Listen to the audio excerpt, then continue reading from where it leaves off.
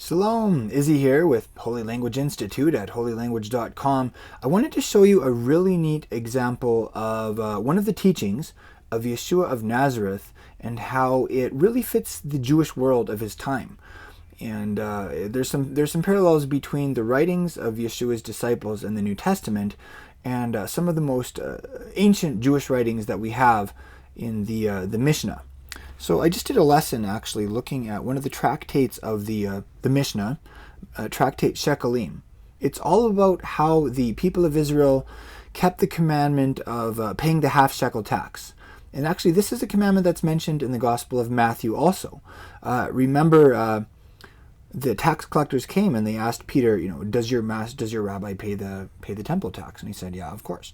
So then he went and asked, and he said, okay, well, go and pull a fish go fishing, pull the fish out, and you're going to find a coin in its mouth, and you can pay the half shekel tax for you and for me.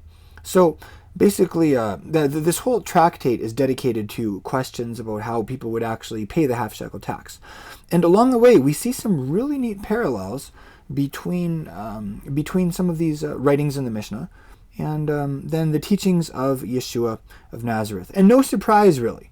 Like the New Testament and the Mishnah are two sets of Jewish writings from roughly the same era, from the late Second Temple era.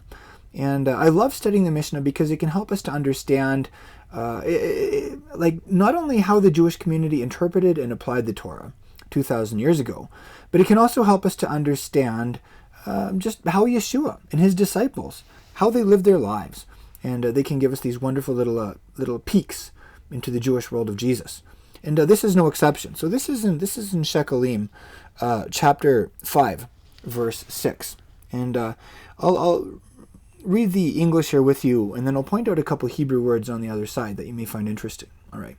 So it says, there were 2 treasury chambers in the temple. So again, we see here that this is talking about when the temple stood. So this is history from the Second Temple era. You may not agree with everything in the Mishnah, theologically, and that's okay. The sages of the Mishnah didn't always even agree with each other. But what we can agree on is that there's great historical value in the Mishnah. These people didn't have an agenda. They were just telling things the way they were, and this is an example. There were 2 treasury chambers in the temple.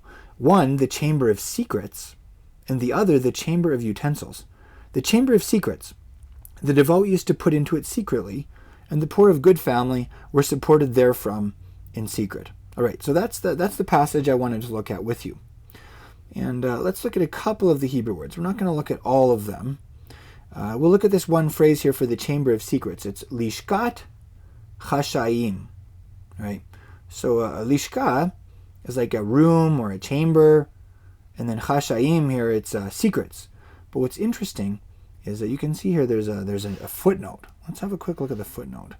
It says, or hall of secret donations, literally office of whisperings or stillness. Interesting. By the way, you can get this copy of the Mishnah on our website at holylanguage.com if you want to get it for yourself. It's a PDF with all 6 books of the Mishnah. And as you can see, it has a Hebrew, it has the English translation, then it has notes. Just go to holylanguage.com, go to the recommended resources page, and you can get it there. And anyways, but that's what we're working off here, just if you want to get it for yourself and read more. I know this is just a tiny little snapshot. Anyways, so that's the phrase in Hebrew, lishkat chashayim. Now, it goes on to say, so with regards to this chamber of secrets, this room of secret giving, it says yirei chet. Now, it's translated here as the devout, but this word here, literally yirei, it's like those who fear chet, sin. So those who feared sin, that's kind of the word that was used to describe devout people. Note nim, so they would natan, they would give letocha, into it, b'chashai, secretly. And the word used there is chashai. Now this is an interesting word because we have a similar English word. In English we say hush, and in Hebrew we say we say, in this case it's chashai, but it's from the word like hush. So there's a very, very close similarity between our English word hush and the Hebrew word chash, basically. And in English, if we talk about doing something secretly, we talk about we talk about it being hush hush. Isn't that interesting? And then in Hebrew we have something similar. So you could see that this was like the hush hush room. This is the room of hush hush giving.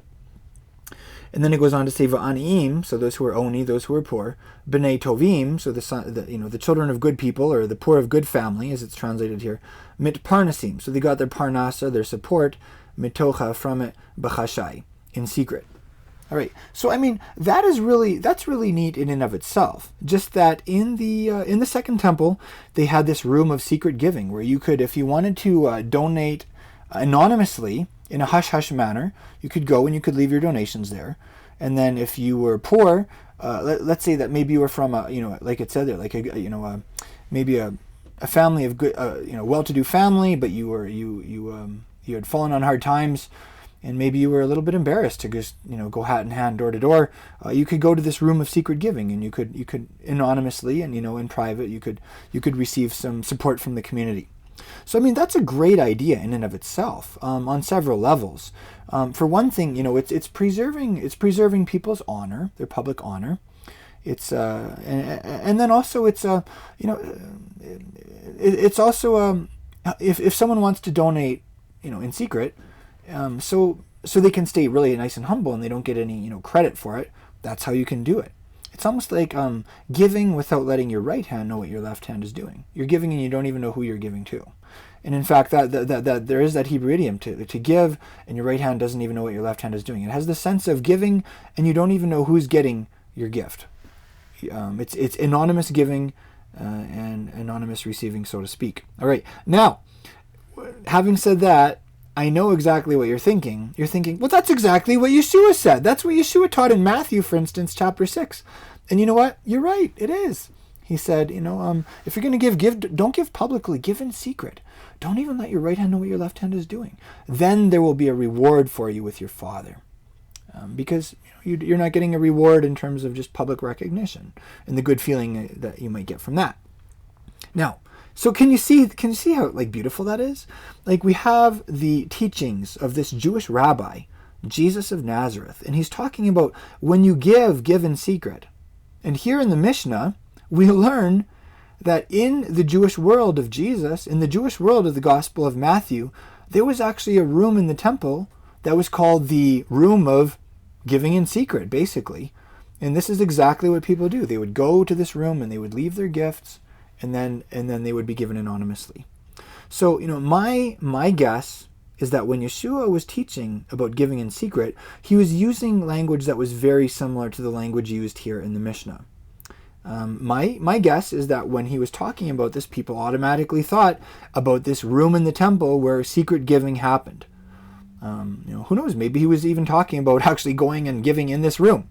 But in general, there was definitely a principle there also that he was referring people to.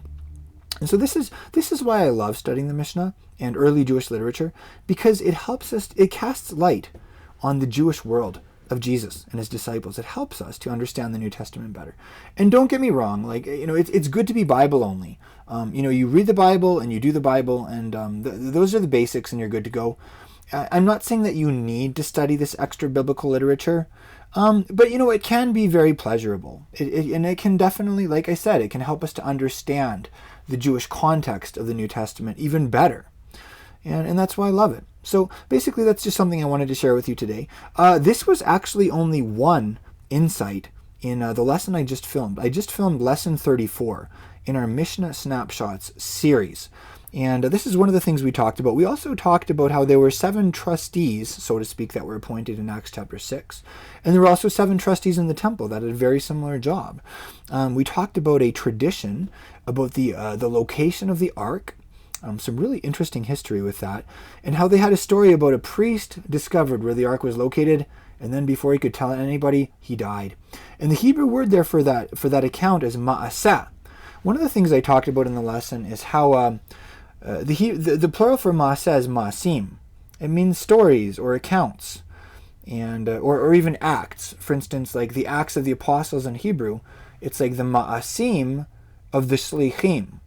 The ma'aseh hashlichim is technically how you say it, but the idea is there. It's that word. Now, and one of the things I talked about is how there's a certain Karaite Jewish teacher who has been making a mess of the Hebrew Roots movement. He's been demonizing traditional Judaism and basically just turning people off to even coming close to it or learning about Judaism basically. And one of the things he talks about is the takanot and the maasim of the rabbis, as if that was all evil. And and that's really been making a mess of the Hebrew Roots movement, and it's been driving a lot of people in the Hebrew Roots movement away from actually just learning about Judaism, learning about historical Judaism. And I find that sad because it's based on a lot of misinformation and some yucky anti-Jewish attitudes are getting in there. And and one of the things I looked at this lesson is just this ma'aseh. It's one of the maasim of the rabbis, and we looked at how it wasn't actually bad at all. It's just history. History is a good thing. History is your friend. Anyways, that's one of the things we talked about. We also looked at the names of the 13 gates in the Second Temple. These were gates that Yeshua and his disciples walked through many times. And we looked at this. We talked about holiness and what the Hebrew word for holiness actually means. How it has we talked about how it has quite a few different nuances, but one of my favorites is very concrete. It's the idea of dedication to a cause, dedication to a mission. And as Talmidim, as disciples of Yeshua, we have a mission to go and to tell his story. It's really good news, that story. And to make disciples. People who weren't disciples, now they're disciples. Once they weren't following the master, now they are. It's like going kind of 0 to 1, very quantifiable. And then teach them to do the mitzvot, teach them to do the commandments that he gave us. Again, that's very concrete, very quantifiable. So we talked about holiness and how it relates to our mission. We talked about lots of things like that. If you want the full lesson, I would love to have you learning with us. We are an educational ministry at holylanguage.com.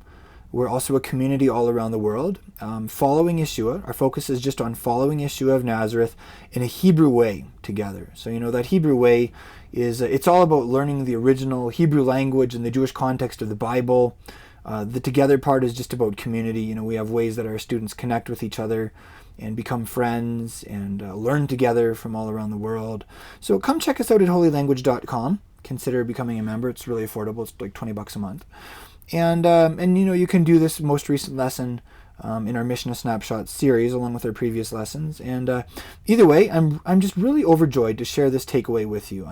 I love talking about these things. I shared it in the lesson also how I'm basically this Mishnah Snapshots series. It's an overflow of my own personal love for Yeshua and my devotion to the Master, and how I'm studying through the Mishnah because it helps me to understand the New Testament better. And through it, I have grown in my relationship with Yeshua.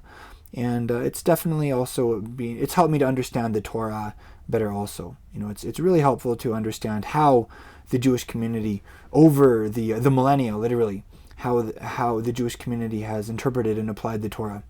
Not just as individual people, but as a community and as a nation. Even when the Jewish people were in the land, and the Torah really was the civil law of the land.